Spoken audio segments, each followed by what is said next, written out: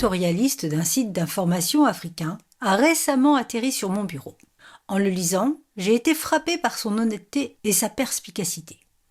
L'article, bien qu'écrit par un pentecôtiste, critique sévèrement le chaos qui caractérise le mouvement charismatique dans cette partie du monde. Après avoir fustigé la possession bizarre de l'esprit et les pratiques, rituels étranges du pentecôtisme d'une manière générale, l'auteur se concentre sur le parler en langue. Observant un homme soi-disant rempli du Saint-Esprit, il décrivait la scène frénétique en ces termes. On voit le corps de l'homme trembler de force, les mains tremblantes, la voix tremblante, dans des marmonnements saccadés tels que Jésus. S'ensuit un bégaiement en langue, Shabababa Babaleka, un syndrome qu'un psychologue américain, Peter Brown, appelle une fixation sur la nouvelle naissance et qu'un observateur qualifie d'hymne pentecôtiste.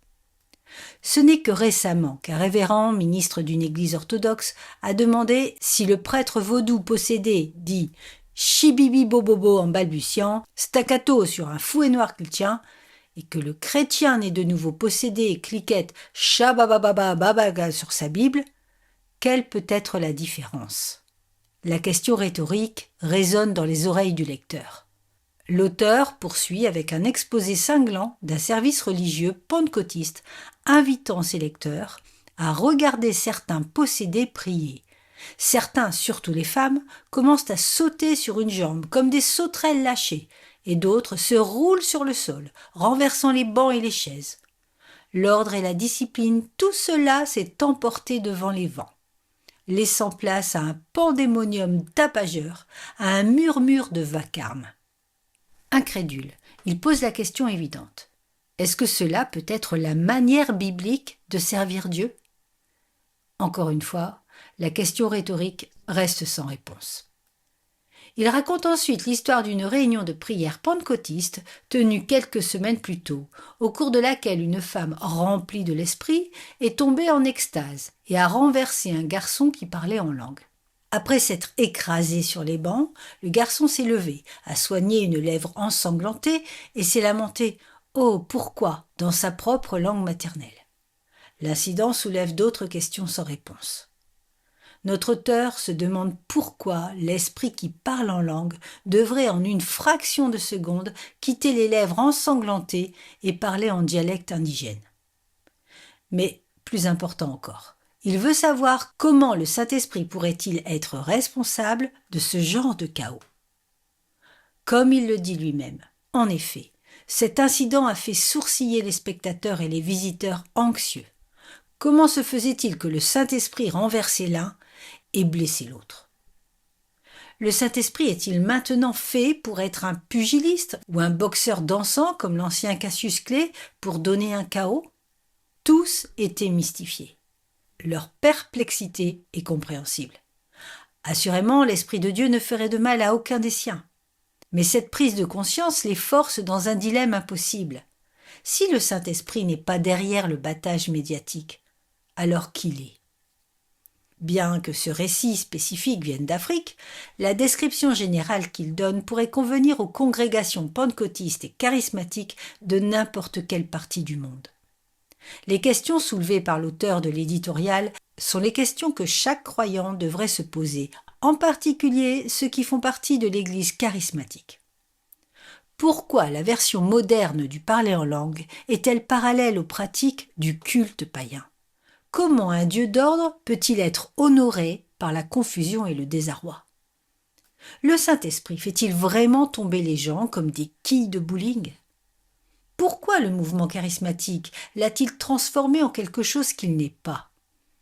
Et plus important encore, qu'arrive-t-il aux gens quand ils se rendent compte qu'il n'est pas celui qui est derrière l'hystérie ? Il est profondément ironique qu'un mouvement soi-disant consacré à honorer et à mettre l'accent sur le ministère du Saint-Esprit le traite en fait avec un mépris et une condescendance aussi désinvolte. En pratique, les charismatiques semblent souvent réduire l'Esprit de Dieu à une force ou un sentiment. Leurs pratiques bizarres et leurs affirmations exagérées le font passer par une farce ou une fraude. La gloire souveraine de sa sainte personne est échangée à plusieurs reprises contre la coquille vide de l'imagination humaine. Le résultat est un mouvement dont les dirigeants les plus visibles, évangélistes, guérisseurs de la foi, prophètes autoproclamés et prédicateurs de la prospérité, revendiquent audacieusement son nom tout en le traînant dans la boue.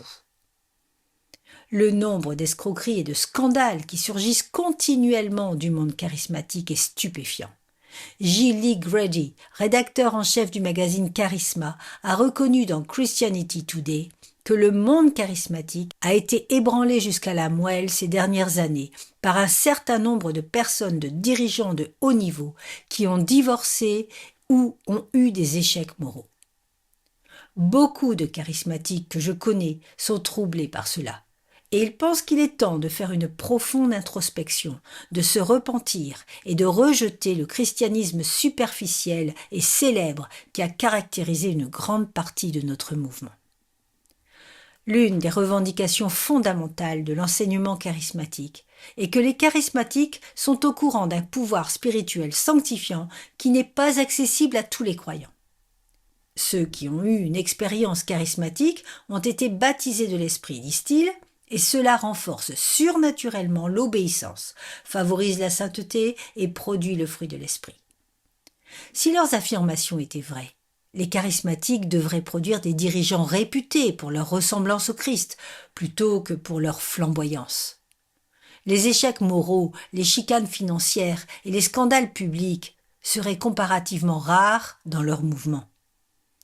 Mais les charismatiques dominent la liste des pasteurs et des télévangélistes célèbres qui ont jeté l'opprobre sur le nom du Christ au cours des 3 dernières décennies, de Jim Bakker et Jimmy Swaggart à Ted Haggard et Todd Bentley.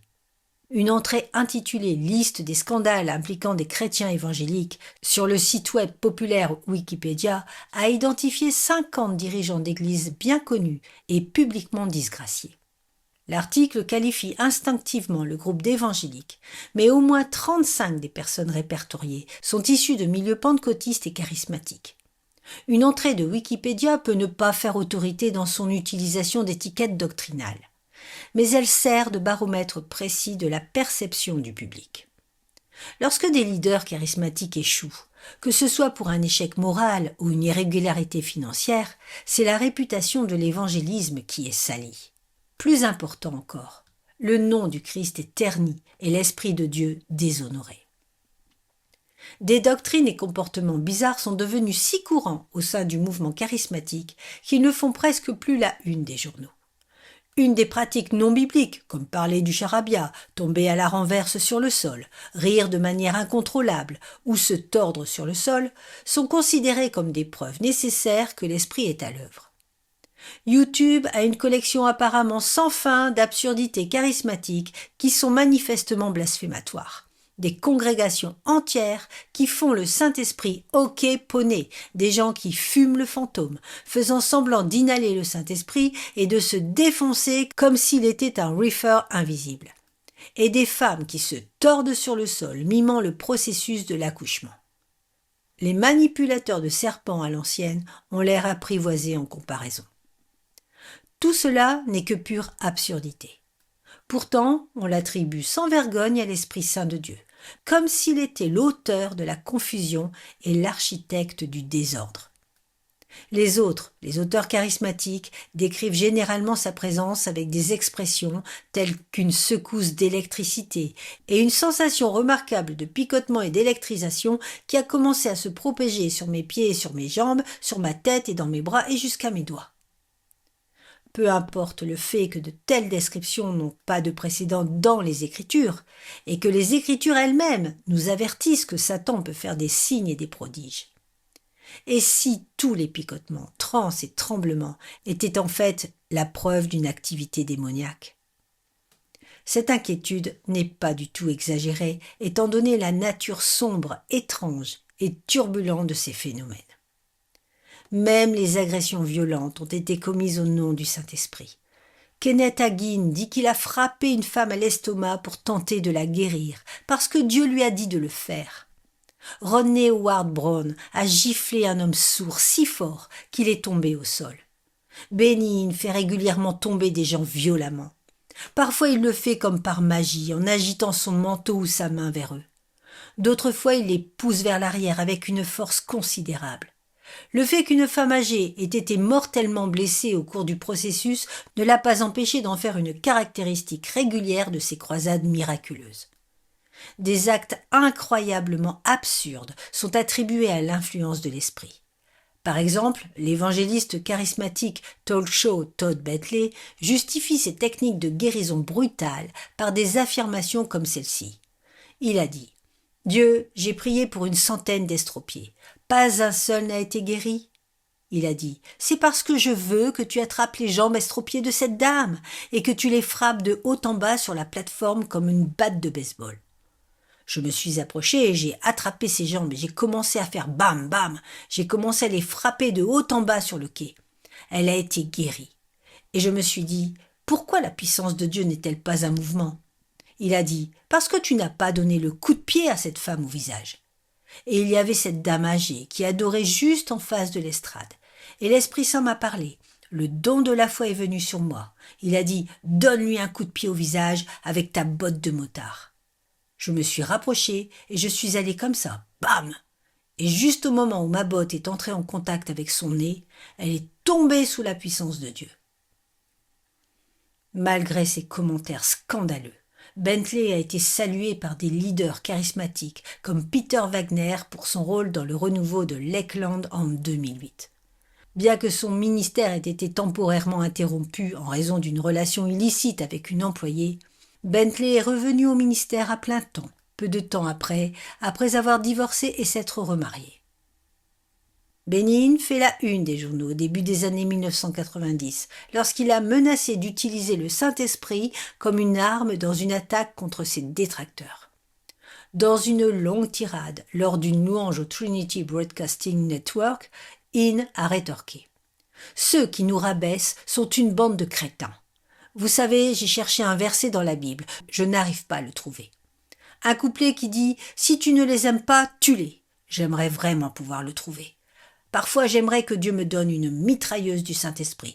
Je vais te faire sauter la tête. Bien qu'elle ne soit pas aussi hostile que son mari, la femme de Benny, Suzanne, a fait sensation dans les médias plusieurs années plus tard, lorsqu'elle a fait référence au Saint-Esprit d'une manière particulièrement graphique et inappropriée. Alors qu'elle faisait frénétiquement les pas sur la scène, Madame In a déclaré « Vous savez quoi ? Mes moteurs tournent pour partir. Ça monte en puissance. Qu'en est-il du vôtre ? Et si ce n'est pas le cas, vous savez quoi ? Si votre moteur ne tourne pas, vous savez ce dont vous avez besoin ? Vous avez besoin d'un lavement du Saint-Esprit dans votre derrière, parce que Dieu ne tolérerait pas, il ne tolérerait rien d'autre. » Lorsque ces pitreries ont été diffusées plus tard dans l'émission de Daily Show de Comedy Central, les avocats de In ont menacé d'un procès en diffamation, mais en vain. Elle s'était fait la risée de tous. En réalité, la seule personne dont le caractère a été diffamé était le Saint-Esprit. Le mouvement charismatique prétend exalter le troisième membre de la Trinité. À vrai dire, cela l'a transformé en un spectacle secondaire. Il serait déjà assez grave qu'un tel blasphème soit confiné à l'audience privée d'une congrégation locale. Mais le cirque du sacrilège s'exporte sans cesse à travers un réseau mondial de médias imprimés, radiophoniques et télévisés. Comme l'explique l'ancien pentecôtiste Kenneth D. Jones, dans le passé, l'influence de ces leaders infortunés a eu certaines limites. Leur distorsion du message biblique se limitait à la prédication dans l'église locale, les salles de classe d'un collège ou d'un séminaire, les livres et les émissions de radio. Au cours des 30 à 40 dernières années, tout cela a changé à cause de la télévision. Influencés par les prédicateurs les plus populaires de la télévision, de nombreux charismatiques traitent l'esprit souverain de Dieu comme s'il était leur esclave. Un majordome céleste destiné à répondre à tous leurs ordres. Leurs enseignements n'est pas différent substantiellement du New Age, poison popularisé par le best-seller international de 2006, The Secret, dans lequel l'auteur Rhonda Byrne suggère « Vous êtes le maître de l'univers et le génie est là pour vous servir ». Les évangélistes charismatiques et les pasteurs célèbres prêchent généralement un message similaire. C'est un faux évangile de prospérité, matériellement connu sous le nom de doctrine de la parole de foi. Si vous avez assez de foi, prétend-il, vous pouvez littéralement avoir tout ce que vous dites. Comme a dit Kenneth Copeland, en tant que croyant, vous avez le droit de donner des commandements au nom de Jésus. Chaque fois que vous vous tenez sur la parole, vous commandez à Dieu dans une certaine mesure. Fred Price exhorte ses disciples à ne pas être timides ou modérés dans ce qu'ils exigent de Dieu. Si vous devez dire si c'est ta volonté ou que ta volonté soit faite, si vous devez dire cela, alors vous traitez de Dieu d'insensé, parce que c'est lui qui nous a dit de demander. Si Dieu me donne ce qu'il veut que j'ai de la chose, alors peu importe ce que je demande. Cette branche du mouvement charismatique est de loin la catégorie de charismatique la plus importante, la plus visible, la plus influente et à la croissance la plus rapide. En termes simples, les enseignants de la parole de foi représentent la dérive actuelle du mouvement et la doctrine de la prospérité qu'ils enseignent n'a absolument rien à voir avec le véritable évangile de Jésus-Christ. Ils ont la promotion d'une superstition grossière mêlée à de fausses doctrines, volée à divers cultes gnostiques et métaphysiques, déguisés en termes et symboles chrétiens. Ce n'est pas du christianisme authentique. Pour les centaines de millions de personnes qui embrassent la théologie de la parole de foi et l'évangile de la prospérité, le Saint-Esprit est relégué à une puissance quasi magique par laquelle le succès et la prospérité sont atteints. Comme l'a fait remarquer un auteur, il est dit aux croyants d'utiliser Dieu alors que la vérité du christianisme biblique est tout le contraire. Dieu utilise le croyant. Parole de foi ou la théologie de la prospérité voit l'Esprit Saint comme une puissance à utiliser pour tout ce que le croyant veut. La Bible enseigne que le Saint-Esprit est une personne qui permet aux croyants de faire la volonté de Dieu. Les télévangélistes à la langue d'argent promettent audacieusement une santé et une richesse sans fin à tous ceux qui ont assez de foi, et plus important encore, à tous ceux qui envoient leur argent. Programme après programme, les gens sont exhortés à planter une graine avec la promesse que Dieu les rendra miraculeusement riches en retour. C'est ce qu'on appelle la semence de la foi, ainsi nommée par Oral Roberts, le principal pionnier de l'utilisation de la télévision pour diffuser la doctrine charismatique.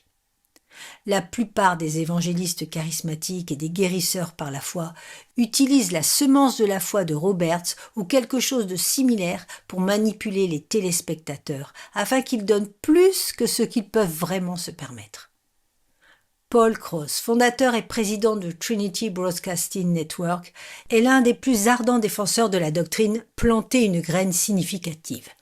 Crutch a écrit dans une lettre de collecte de fonds de TBN en 2011 « Donnez-le pleinement en attendant le retour glorieux que Jésus a promis. » Une dernière remarque, nommez votre postérité, désendetté, travail, maison, mari, femme ou tout ce que vous désirez de Dieu. Une autre lettre se terminait par ces mots. « Je sais que le prix de l'essence et presque tout le reste est en hausse, mais souvenez-vous des paroles de Jésus. Donnez et l'on vous donnera. » Le message est tout sauf subtil. Un article du Los Angeles Times résume ainsi l'approche de Crutch. Le pasteur Paul Crutch l'appelle « l'économie du don de Dieu ». Et voici comment cela fonctionne. Les personnes qui font un don au Trinity Broadcasting Network de Crutch récolteront les bénédictions financières d'un Dieu reconnaissant. Plus il donne à TBN, plus il leur donnera. Être fauché ou endetté n'est pas une excuse pour ne pas faire un chèque. En fait, c'est une opportunité idéale pour ceux qui donnent quand ils peuvent le moins se le permettre. Il vous donnera des milliers, des centaines de milliers. Crutch a déclaré à ses téléspectateurs lors d'un téléthon en novembre dernier, il donnera des millions et des milliards de dollars. Pour Crutch et d'autres au sommet de ce système pyramidal, la théorie de la prospérité fonctionne parfaitement. Les téléspectateurs envoient des milliards de dollars. Et quand il n'y a pas de retour sur investissement, Dieu est celui qui est tenu responsable, ou les gens qui ont envoyé de l'argent sont blâmés pour un défaut de leur foi, alors que le miracle recherché ne se matérialise jamais. La déception, la frustration, la pauvreté, le chagrin, la colère et finalement l'incrédulité sont les principaux fruits de ce type d'enseignement. Mais les appels à l'argent ne font que devenir plus pressants et les fausses promesses deviennent plus exagérées. Masquée dans le langage de la foi et de la générosité, toute la mascarade est une ruse trompeuse destinée à exploiter les cupides et à escroquer les désespérés. Elle a remplacé l'esprit de Dieu par un esprit de fraude. Malgré cela, son message de faux espoir reste extrêmement populaire et il est facile de comprendre pourquoi la promesse d'un bien-être physique, de richesse matérielle et d'une vie aisée fait appel à la chair. C'est de la pure charnalité. Il n'y a rien de vraiment spirituel là-dedans. Les prédicateurs de la prospérité plus modérés comme Joel Osteen assaisonnent leurs sermons de subtilité et de sourire. Mais le message sous-jacent est toujours le même. Dieu est ici pour réaliser vos rêves. Michael Horton le dit succinctement. Osteen représente une variété de déisme moraliste et thérapeutique qui, dans des versions moins extrêmes, semble caractériser une grande partie de la religion populaire en Amérique aujourd'hui. En gros, Dieu est là pour vous et votre bonheur.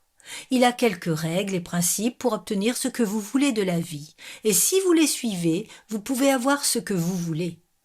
Déclarez-le simplement et la prospérité viendra à vous. D'un point de vue marketing, c'est une formule efficace. Des promesses de santé et de richesse mélangées à des doses de pensées positives et de platitudes superficielles peuvent augmenter les cotes d'écoute et vendre des livres. Mais tout cela n'est qu'une escroquerie massive, et cela n'a rien à voir avec le christianisme biblique. En colportant leur évangile de cupidité, de matérialisme et d'autopromotion, les enseignants de la parole de foi ont fait des carrières lucratives sur la base d'une mauvaise théologie, soutenant leurs faux enseignements en déformant les Écritures ou en revendiquant une nouvelle révélation de Dieu. Certains vont jusqu'à affirmer que les croyants sont de petits dieux qui peuvent exprimer leurs désirs mondains et leur donner vie. Paul Crouch a répondu aux détracteurs à la télévision nationale en ces termes. « Je suis un petit dieu, j'ai son nom, je suis un avec lui, je suis une relation d'alliance. Je suis un petit dieu, que les critiques s'en aillent. » De même, Kenneth Copeland a dit à ses auditeurs « Vous êtes tous dieux, vous n'avez pas de Dieu qui vit en vous, vous n'en êtes qu'un, vous faites partie intégrante de Dieu. » Plus récemment, le télévangéliste Creflo Dollar s'est fait l'écho des enseignements de Copeland et Crouch. Je vais dire quelque chose. Nous sommes des dieux sur cette terre, et il est temps que nous commencions à agir comme des dieux au lieu d'une bande d'humains impuissants. Un seul adjectif décrit pleinement ce niveau d'arrogance blasphématoire, satanique. Tout en s'élevant au statut divin, les enseignants de la parole de foi nient en même temps la souveraineté du vrai Dieu. Comme Miles Monroe l'a annoncé à un auditoire de TBN, Dieu ne peut rien faire sur la terre sans la permission d'un humain. Andrew Wommack, dont l'émission de télévision The Gospel Truth est diffusée quotidiennement sur les réseaux de diffusion Trinity, insiste sur le fait que Dieu a perdu son autorité dans ce monde en la déléguant à Adam et à la race humaine. En conséquence, le Saint-Esprit était impuissant à amener Jésus à l'existence physique. Il a été forcé d'attendre jusqu'à ce que des participants humains volontaires rendent l'incarnation possible en prononçant les bonnes paroles de foi. Dans une émission de 2009, Wommack a dit à ses téléspectateurs « La raison pour laquelle il a fallu 4000 ans à Jésus pour entrer en scène, c'est parce qu'il a fallu 4000 ans à Dieu pour trouver suffisamment de personnes qui se soumettraient à lui, qui parleraient et qui prononceraient les paroles qui devraient être dites. Des paroles inspirées par Dieu pour créer ce corps physique du Seigneur Jésus. L'Esprit Saint a pris ces paroles et a fécondé Marie. C'est un enseignement hérétique, sans aucun fondement dans l'Écriture. C'est tout droit sorti de l'imagination tordue de l'orateur. Pire encore, il rabaisse de manière flagrante le Saint-Esprit, comme si Dieu avait besoin de l'aide des pécheurs pour envoyer son Fils dans ce monde. De tels exemples pourraient être multipliés plusieurs fois. Malheureusement, au sein du mouvement charismatique plus large, de telles atrocités contre le Saint-Esprit ne sont pas l'exception. Ils sont devenus la règle. Peter Masters décrit bien cette tendance. Avec une rapidité incroyable, les charismatiques ont vacillé d'un excès à l'autre, de sorte que nous sommes maintenant confrontés à une scène de confusion totale. Beaucoup dans la fraternité charismatique sont passés à des idées et des pratiques qui viennent directement des religions païennes, et un grand nombre de croyants jeunes et impressionnables ont été spirituellement corrompus dans le processus. Des guérisseurs de premier plan ont surgi qui unissent les astuces subtiles de l'hypnotiseur théâtral avec d'anciennes techniques occultes dans leur quête de résultats, et des multitudes les suivent. De manière significative, ces mots ont été écrits il y a plus de 2 décennies, à peu près à l'époque où j'écrivais Chaos charismatique. Dans les années qui ont suivi, la situation s'est considérablement aggravée. Il est impossible d'échapper au fait que toutes sortes de tromperies spirituelles, d'erreurs théologiques et de magouilles pures et simples trouvent refuge dans le monde charismatique plus large, y compris le matérialisme pur et simple et l'égocentrisme effronté de l'évangile de la prospérité. Certains pourraient soutenir cependant que de tels éléments hérétiques ne représentent que la frange lunatique d'un mouvement par ailleurs orthodoxe. Les charismatiques plus modérés aiment dépeindre les prédicateurs de la prospérité, les guérisseurs de la foi et les télévangélistes comme isolés en toute sécurité à l'extrême limite du camp charismatique. Malheureusement, ce n'est pas le cas. Grâce à la portée mondiale et au prosélytisme incessant de la télévision religieuse et des médias de masse charismatiques, l'extrême est maintenant devenu courant. Pour la plupart des téléspectateurs, de faux enseignants flamboyants, avec des hérésies aussi ridicules que leur coiffure, constituent le visage public du christianisme. Et ils propagent leurs mensonges au nom du Saint-Esprit. Lorsqu'il s'agit de diffusion religieuse, Satan est en effet le prince de la puissance de l'air. Sur des réseaux comme TBN, presque aucune fausse prophétie, doctrine erronée, superstition de rang ou affirmation stupide n'est trop farfelue pour recevoir du temps d'antenne. Jan Crouch fait un récit fantaisiste en larmes de la façon dont son poulet de compagnie a été miraculeusement ressuscité d'entre les morts. Bénigne donne cette affirmation avec une prophétie bizarre selon laquelle si les téléspectateurs de TBN placent les cercueils de leurs proches décès devant un téléviseur et touchent la main de la personne décédée à l'écran, les gens seront ressuscités des morts par milliers. Ironiquement, il n'est même pas nécessaire d'être un trinitaire orthodoxe pour diffuser le Trinity Broadcasting Network. L'évêque T.D. Jakes, bien connu pour son association avec le pentecôtisme unitaire, est un incontournable de TBN. Et bien qu'il se soit rétracté par la suite, Bénigne a tristement déclaré aux auditeurs de TBN qu'il y avait 9 personnes dans la divinité. En tant que plus grand réseau de télévision religieuse de la planète, TBN diffuse son produit 24 heures sur 24 et 7 jours sur 7, dans plus de 100 pays sur 70 satellites à travers plus de 18 000 chaînes de télévision et affiliées au câble. Sa présence sur Internet étend sa portée encore plus loin. L'organisation médiatique prétend être habilitée par le Saint-Esprit à atteindre un monde troublé avec l'espérance de l'Évangile. Mais c'est le faux espoir d'un faux Évangile. Pratiquement toutes les principales célébrités du réseau prônent la théologie de la prospérité, disant aux auditeurs que Dieu leur donnera la guérison, la richesse et d'autres bénédictions matérielles en retour de leur argent. Et TBN n'est pas le seul coupable. Les principaux concurrents du réseau, comme Daystar et Lisi, fournissent des plateformes similaires pour les enseignants de World of Faith. Alors, est-il étonnant que l'évangile de la prospérité, de la santé et de la richesse ait pris d'assaut notre planète ? Dans le monde des 2/3 de l'Asie, de l'Afrique et de l'Amérique latine, où le mouvement charismatique se développe à un rythme sans précédent, Les experts estiment que bien plus de la moitié des adhérents pentecôtistes et charismatiques adhèrent à l'évangile de la prospérité. Comme l'explique John T. Helen, l'élément le plus controversé de la vision pentecôtiste est peut-être ce qu'on appelle l'évangile de la prospérité, c'est-à-dire la croyance que Dieu récompensera ceux qui ont une foi suffisante à la fois avec la prospérité matérielle et la santé physique.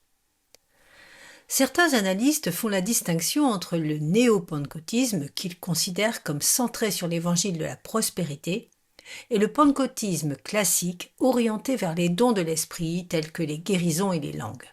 Pourtant, les données de New Forum suggèrent que l'évangile de la prospérité est en fait une définition caractéristique de tout le pentecôtisme. La majorité des pentecôtistes dépasse les 90% dans la plupart des pays adhérents à ces croyances. En réalité, l'expansion rapide de la théologie charismatique est principalement due à la popularité de l'évangile de la prospérité. Ce n'est pas l'œuvre convaincante du Saint-Esprit qui attire les convertis, mais l'attrait des possessions matérielles et l'espérance de la guérison physique. Les congrégations charismatiques les plus dynamiques et les plus importantes prêchent toutes une forme de ce message, de David Yonggi-cho en Corée du Sud, dont l'Église revendique plus de 800 000 membres, à l'évêque Enoch Adeboye de Nigeria, dont les réunions de prière mensuelles attirent régulièrement 300 000 personnes.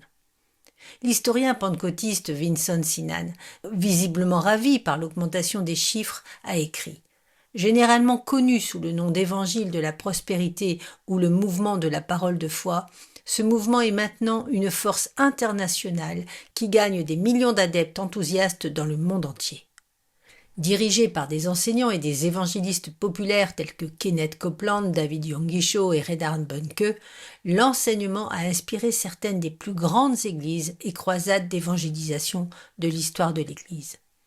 Le succès mondial du mouvement de la parole de foi a fait du mouvement pentecôtiste charismatique le mouvement religieux qui a connu la croissance la plus rapide dans le monde.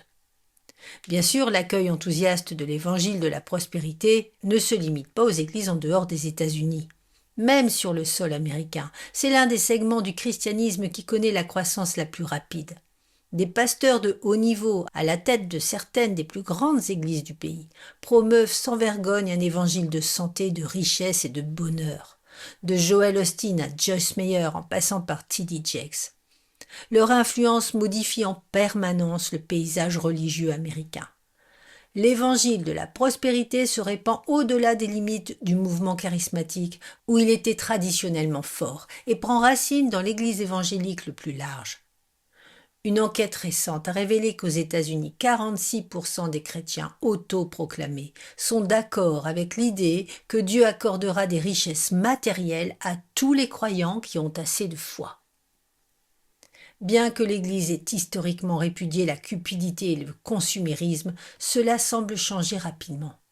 Près de la moitié des chrétiens américains, quelle que soit leur confession, et environ les 2/3 des pentecôtistes américains, adoptent maintenant la prémisse de base de l'évangile de la prospérité.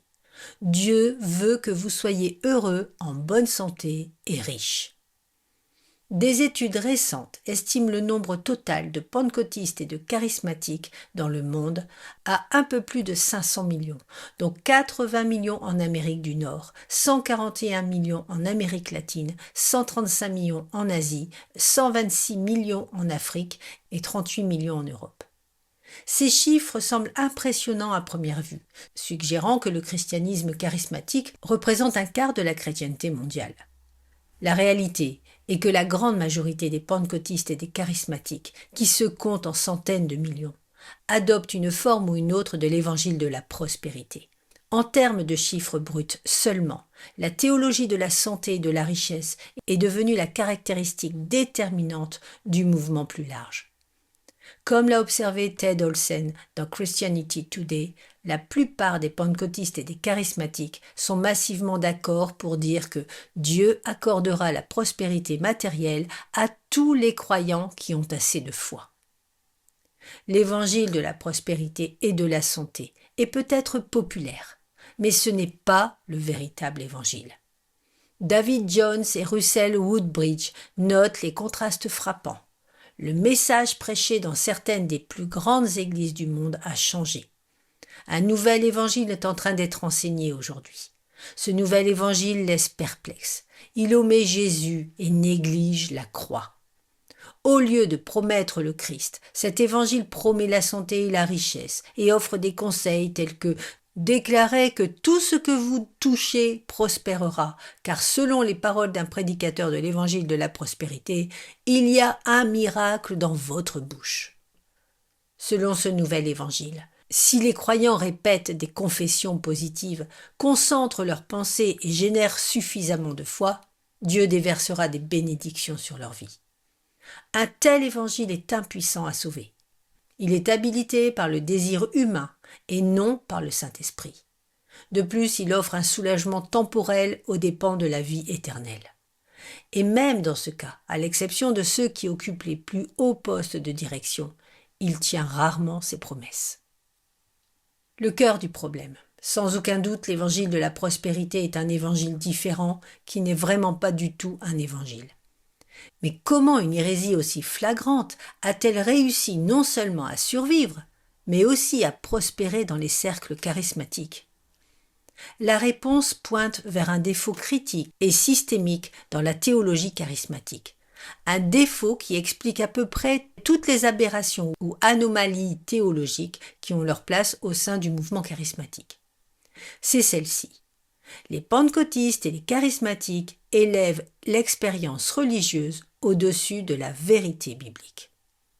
Bien que beaucoup d'entre eux s'intéressent du bout des lèvres à l'autorité de la parole de Dieu, en pratique, ils la nient.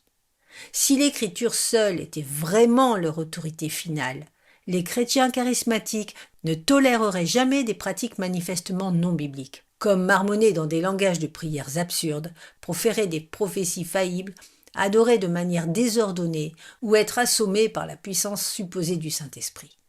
Ils devraient réinterpréter leur expérience pour qu'elle corresponde à la Bible. Au lieu de cela, ils réinterprètent les Écritures de manière nouvelle et peu orthodoxe afin de justifier leurs expériences. En conséquence, tout enseignement ou pratique aberrant peut être légitimé, surtout lorsqu'une nouvelle révélation de Dieu l'authentifie commodément comme ayant son approbation. Bien qu'elles aient été écrites il y a près d'un demi-siècle, les paroles de René Page sonnent toujours vraies. La prééminence excessive donnée à l'Esprit Saint dans leur dévotion et leur préoccupation pour les dons, les extases et les prophéties a une tendance à négliger les Écritures.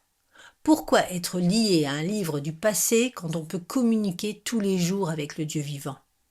Mais c'est exactement le point de danger. En dehors du contrôle constant de la révélation écrite, nous nous retrouvons bientôt engloutis dans la subjectivité.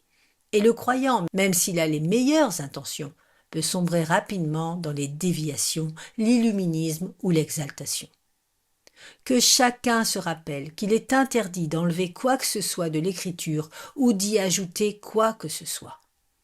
Presque toutes les hérésies et sectes ont leur origine dans une prétendue révélation ou une expérience nouvelle de la part de leur fondateur, quelque chose en dehors du cadre strictement biblique.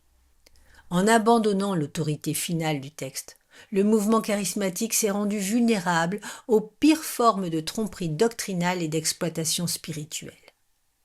D'autres aspects de la théologie charismatique ne font qu'exacerber le problème. L'étiquetage des dirigeants de l'Église comme des prophètes et des apôtres, la recherche constante de miracles et d'événements surnaturels, le désir de rencontrer Dieu de manière mystique et la volonté de contourner l'esprit dans l'adoration. Avec son manque de contrôle biblique et son accent sur le subjectivisme guidé par l'expérience, le mouvement charismatique est fait sur mesure pour les faux enseignants et les escrocs spirituels.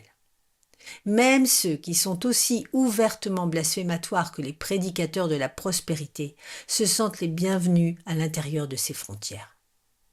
Aussi troublantes soient-elles, les manigances constantes qui se déroulent dans les cercles charismatiques ne sont que des symptômes de ce problème plus profond.